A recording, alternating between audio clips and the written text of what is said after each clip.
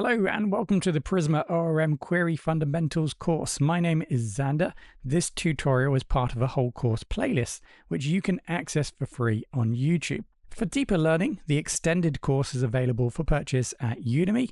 You'll find all the resources and links in the video description. Don't forget to subscribe for weekly promotions, discounts, and Udemy course giveaways. Prisma Studio is a graphical user interface for interacting with your database through Prisma. So it allows us developers to view, edit, and manage data in an intuitive way without writing SQL queries. It's especially useful during development and debugging. So this is a really lightweight package which you can use to interact with the database.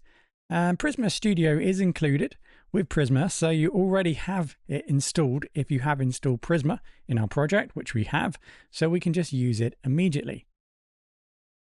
Now, what you might like to do to follow along with this tutorial is to download the source code that's connected to this module.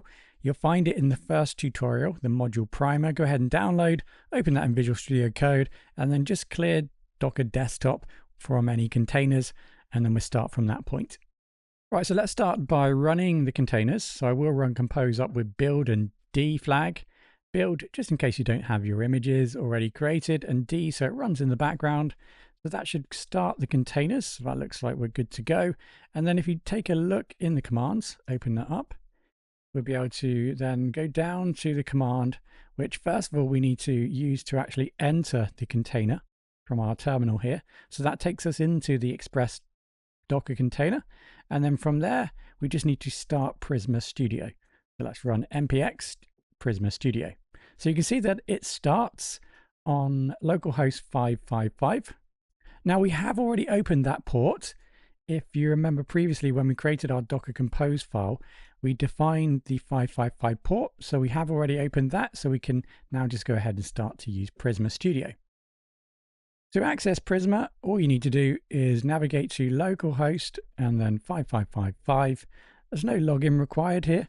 Now here's the thing, when you use Safari and there is an issue in Prisma, typically it doesn't show you anything, which is pretty useless. When I refresh, you can kind of see that it says getting things ready up the top there. Somewhere up here it says getting things ready. So there is something happening, but even if I inspect the elements, it's not going to show me anything. However, if you use Chrome, then the interface may come up. And in actual fact, what should happen is that you should receive an error. And from that error, you can then go ahead and debug what the problem is. There are only probably two errors it can be at this point. One, it can't connect to the database, or two, there's some sort of error in the database schema. So it just happens that we haven't actually migrated our tables. So there aren't any tables in the database. So that is why Prisma Studio is not working. So let's migrate. So don't forget we're inside of our container, our Express container. So we're going to run npx prisma migrate to migrate. That's going to create a new migration folder. Okay, we're told here that our database has been created correctly from our schema. Okay, so we're good to go there. So now what we can do is run the previous command, npx prisma studio. Bring that up slightly so you can see. npx prisma studio. And then that should start. And now we should be able to access it via Chrome or using Safari. There we go. So Prisma is a really lightweight UI interface for our database. If I click up here in the left-hand side top, I can then view all of our models that we have defined in our database. The zeros here represent the fact there is no data in any of these tables. But what we can do at this point is just inspect our tables. So we can see this tabbed format. So let me just zoom out a little bit here. Okay, so I select the category, go to the category tab, and what we see here at the top, these are all the fields inside of our table defined in our schema.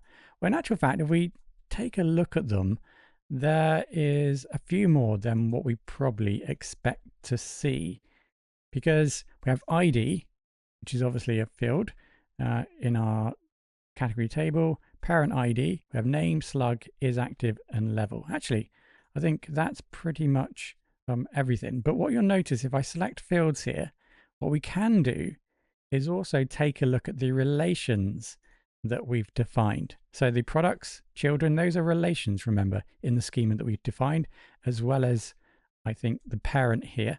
So we can enable or disable those depending on what we want to view. And so this gives us a good idea of the fields that we have in the table. When we insert data into the table, we will also see that here. We can perform some basic functions like, for example, adding new records, and you can see that from the schema it automatically applies the default values to any fields.